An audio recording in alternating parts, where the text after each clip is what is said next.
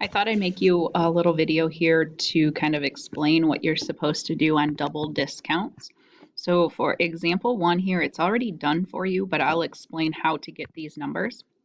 So this item is on sale for 15% off, and then there's an additional 20% off. So that does not mean that you're saving 35%.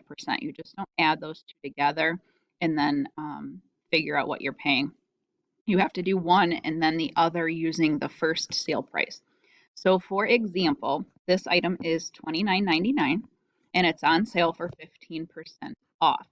So what you're going to do to figure out the discount is you're going to do 0.15, which is 15% as a decimal, and multiply it by $29.99. That will give you this answer right here. That's how much you're saving. Then you're going to take that discount amount and subtract it from the original price. So you're going to do $29.99 minus the $4.50 will give you the new sale price. Then you move over here and you're going to have an additional 20% off. That is 20% off of the sale price. So you are going to do 0.2, which is 20% as a decimal, times your 25.49. And that is going to give you how much you're going to take off again. And then you're going to subtract that amount from the sale price. So you're going to do 25.49 minus the 510, and that's going to give you your new price. So after it's on sale for 15%, and then you might have a 20% off coupon, you're going to end up paying $20.39 for this item. For the last column here, it's the percent savings off.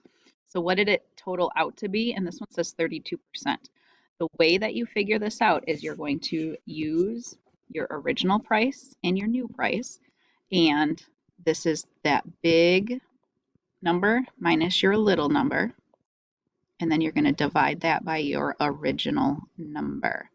So for instance, in this one, the biggest number is the $29.99. You're going to subtract $20.39, that's your smaller number, and then the original price was your $29.99. And when you get that, you get it as a decimal and you round it to the nearest percent. So this one would be 32% off instead of the 35%.